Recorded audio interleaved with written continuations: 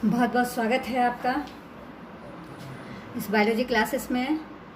हम आपको इससे पहले रिस्पिरेशन पढ़ाए थे, उसका टाइप पढ़ाए थे, उसके बाद रिस्पिरेटरी सिस्टम पढ़ाए थे। आज मैकेनिज्म पढ़ाने जा रहे हैं। मैकेनिज्म पढ़ने से पहले आप लोग ये 2 वीडियो ज़रूर देख लीजिएगा, नहीं तो मैकेनिज्म समझ में नहीं आएगा कि रिस्पिरेशन होता कैसे है ना, इसका क्या मैकेनिज्म है। तो mechanism of the respiration in man takes place into 2 phases, है ना। ये 2 फेज में होता है, ठीक है। Inhaling and exhaling. तो सिंपल मीनिंग इसका क्या है इनहेलिंग का? The process of taking oxygen into the body from the atmosphere, यानी एटमॉस्फेयर से जो ऑक्सीजन हम लेते हैं उसको इनहेलिंग कहा जाता है ना। और एक्सहेलिंग क्या हो गया? The releasing of the carbon dioxide, process of releasing of the carbon dioxide from the body into the atmosphere, in the atmosphere, यानी हम अपने बॉडी से जो कार्बन डाइऑक्साइड छोड़ते हैं है ना एटमॉस्फेयर में, उसको एक्सहेलिंग कहा जाता है। अब यह इनहेलिंग और एक्सहेलिंग कैसे होता है, कैसे हम ऑक्सीजन को लेते हैं? तो ऑक्सीजन कहाँ से लेते हैं? एटमॉस्फेयर से, एयर से लेते हैं। But air is the mixture of the gases. Air जो है बहुत सारे गैसों का मिश्रण है, लेकिन why the only oxygen comes into the body from the atmosphere? सिर्फ ऑक्सीजन ही हमारे बॉडी में क्यों आता है? कार्बन डाइऑक्साइड क्यों नहीं आ जाता है? नाइट्रोजन क्यों नहीं आ जाता है? तो इसको हम पढ़ेंगे, ठीक है। तो ऑक्सीजन ही हम लोग इसलिए लेते हैं कि the concentration of the oxygen in the atmosphere at high level, है ना। यानी ऑक्सीजन का जो कंसंट्रेशन है, ऑक्सीजन का जो मात्रा है वह एटमॉस्फेयर में बहुत ज़्यादा है ना। कैसे ज़्यादा है?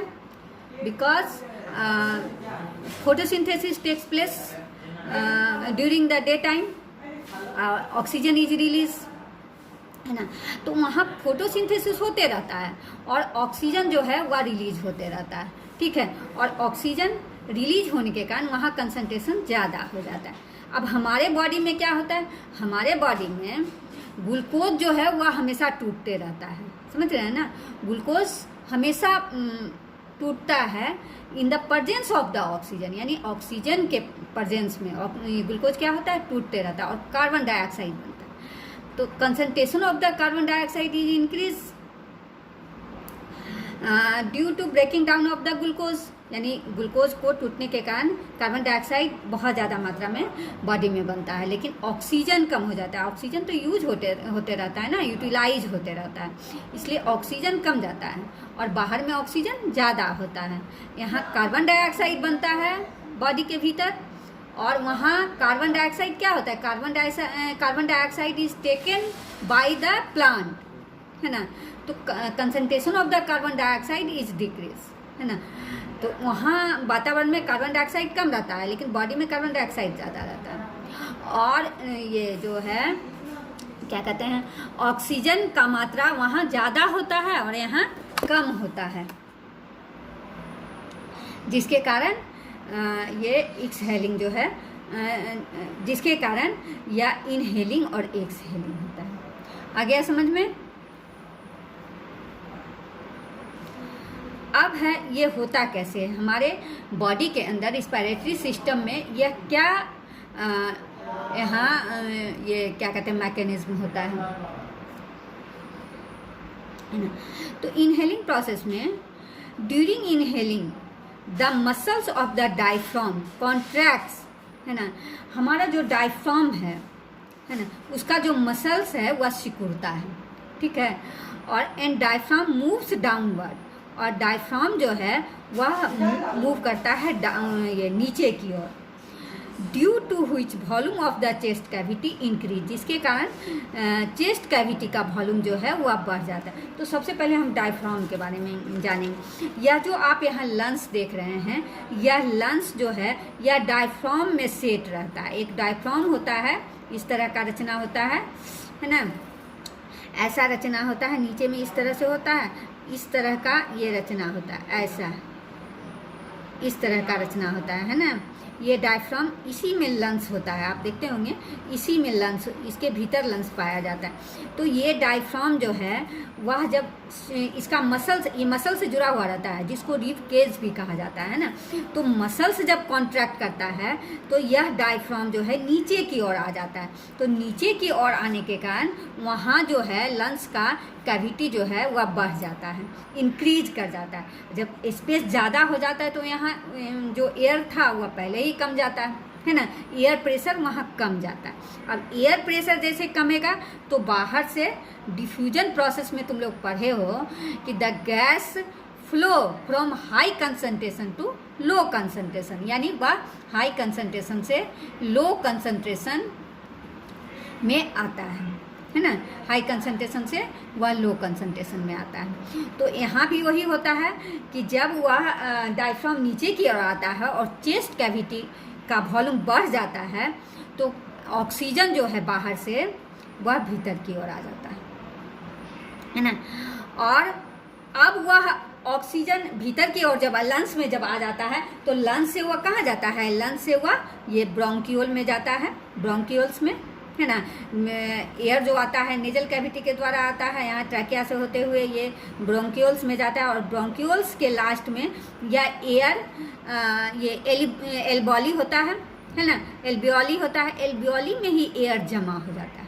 ठीक है, ये सारा एल्बोली, छोटा छोटा एल्बोली होता है, ये एल्बोली में जमा हो जाता है एयर। ठीक है, तो अब यहाँ आप समझ गए कि डायफ्राम का मसल सिकुड़ता है और डायफ्राम नीचे की ओर आ जाता है, जिससे उसका चेस्ट कैविटी यानी लंग्स का कैविटी जो है बढ़ जाता है। और बढ़ने के कारण क्या होता है, वहाँ ऑक्सीजन बाहर से आ जाता है, चूँकि बाहर में कंसंट्रेशन ज़्यादा है और यहाँ एयर का कंसंट्रेशन जो है वह कम गया तो वह चला आया। ठीक है, अब एल्बोली में आने के बाद एल्बोली जो है वह ब्लड कैपिलरी से घिरा हुआ रहता है ना। ब्लड कैपिलरी हो गया पतले पतले थीन पाइप होता है ना, जिससे घिरा हो रहता है। अब उसमें ब्लड पाया जाता है। ठीक है, और अब वह ब्लड कैपिलरी जो है वह ऑक्सीजन को क्या करता है, ले लेता है, डिफ्यूज कर लेता है, उसमें ऑक्सीजन चला जाता है। ठीक है, तो यहाँ बता दिए कि diaphragm moves downward due to which volume of the chest cavity increase in air pressure inside the chest cavity is decrease. The oxygenated high air pressure, यानी जिस ऐसे एयर जिसमें ऑक्सीजन होता है वह हाई एयर में होता है present outside the body, body से बाहर यानी एटमॉस्फेयर में, flow into the lungs, lungs में आया, इन ऑक्सीजनेटेड एयर रीचेज द एल्बोली, एल्बोली में आया, यहाँ तक बता दिए। अब एल्बोली आर थीन वॉल, एक पतले वॉल से घिरा हुआ होता है, इन are surrounded by the network of the blood capillary, और पतले पतले पाइप से, एकदम बिल्कुल थीन पाइप से वह घिरा हुआ रहता है जिसमें ब्लड पाया जाता है। अब oxygen passes through the wall of the एल्बोली इनटू द ब्लड। अब एल्बोली का जो वॉल है ना, उससे क्या होता है कि उससे वह ब्लड कैपिलरीज में ऑक्सीजन पहुंच जाता है और ब्लड कैपिलरीज में ब्लड होता है। अब ब्लड में क्या पाया जाता है, ब्लड में हीमोग्लोबिन पाया जाता है। अब वह हीमोग्लोबिन ऑक्सीजन को लेके ऑक्सी हीमोग्लोबिन बना लेता है और कहाँ पहुँच जाता है, वह बॉडी के सारे टिश्यू में पहुँच जाता है ना। The oxygen is then supply to all the tissue of the body, है ना, फ्रॉम द लंग्स या एल्बोली, फ्रॉम द एल्बियोली, है ना, पहुँच जाता है। एल्बोली से वह कहाँ पहुँच गया, टिश्यू में पहुँच गया। अब टिश्यू में आप लोग जो भोजन करते हैं तो वहाँ ग्लूकोज पहले से ही है। अब यह ऑक्सीजन के प्रेजेंस में, है ना, glucose is broken down in the presence of the O2। अब जो वहाँ O2 गया तो ग्लूकोज तो पहले से है, अब वह टूट गया है ना, वह टूट जाता है। Glucose is broken down in the presence of the O2 and CO2 and energy is release, और कार्बन डाइऑक्साइड और एनर्जी रिलीज होता है। अब कार्बन डाइऑक्साइड क्या करता है, कार्बन डाइऑक्साइड, वहाँ तो ऑक्सीजन पहुँच गया, ब्लड उसको छोड़ दिया टिश्यू में, है ना।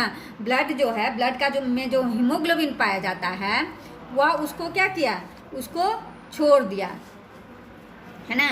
यहाँ पर oxygen is then supply to all the tissue, tissue में पहुँचा of the body and from the एल्बोली, एल्बोली से टिश्यू में पहुँच गया। Hair glucose is broken down, है ना, यहाँ देख लीजिए, where glucose is broken down in the presence of the O2, यानी O2 के प्रेजेंस में यह टूटता है। And CO2 and energy is release, और CO2 एनर्जी रिलीज होता है। And CO2 is absorb by the blood vessel. अब वह CO2 ब्लड वेसल में चला जाता है। अब ब्लड वेसल में क्या पाया जाता है? ब्लड होता है पहले से, उसमें हीमोग्लोबिन पाया जाता है। अब वह हीमोग्लोबिन कार्बो ऑक्सी हीमोग्लोबिन बना लेता है ना। अब वहाँ से वह फिर एल्बोली में आ जाता है। फिर वह कहाँ आ जाता है? एल्बोली में आ जाता है। ग्लूकोज टूटा और कार्बन डाइऑक्साइड बना। The increase in CO2 concentration in blood, decrease in lungs, increase in lungs. अब जो ये CO2 जो है, CO2 का कंसंट्रेशन ब्लड में बहुत ज़्यादा आ गया, ब्लड टिश्यू से वह ले लिया है ना। अब वह लंग्स में पहुंचता है due to increase deoxygenated air. Deoxygenated air means CO2 है ना, CO2 कंटेनिंग एयर प्रेशर है ना। तो यहाँ पर क्या होता है कि ये CO2 का कंसंट्रेशन कैसे ब्लड में बढ़ जाता है या लंग्स में बढ़ जाता है ना, क्योंकि वहाँ ये ब्लड से होते हुए वह एल्बोली में चला जाता है। तो एल्बोली में कंसंट्रेशन बहुत ज़्यादा बढ़ जाता है, हाई लेवल पर होता है। ठीक है। Muscles of the diaphragm relax. अब वहाँ प्रेशर बहुत ज़्यादा हो गया, CO2 का प्रेशर बहुत ज़्यादा बढ़ गया है ना। तो डायफ्राम जो है वो जो कंट्रैक्ट किया था, जो सिकुड़ा था, वो फिर अपने अवस्था में आ जाता है, रिलैक्स हो जाता है, जिसके डायफ्राम जो है ऊपर की ओर आ जाता है और स्पेस कम जाता है। अब स्पेस कम जाएगा तो कार्बन डाइऑक्साइड कहाँ जाएगा? कार्बन डाइऑक्साइड को तो जगह नहीं। तो वो क्या करेगा? वह ट्रैकिया से होते हुए है ना, ब्रोंकियोल से होते हुए, ब्रोंकी से होते हुए ट्रैकिया में गया, ट्रैकिया से फिर नेजल कैविटी से होते हुए नॉस्ट्रिल में गया, और नॉस्ट्रिल से वह एटमॉस्फेयर में चला जाता है। In volume of the chest cavity is decrease हो जाता है। And CO2 comes out from the body by diffusion process. Diffusion process के द्वारा ये जो है ये प्रोसेस होता है ना। अब ये एल्बोली का प्रोसेस कल बताएंगे पिक्चर बना के, तो आप लोग इसको अच्छे से समझ गए होंगे। देखिएगा। धन्यवाद।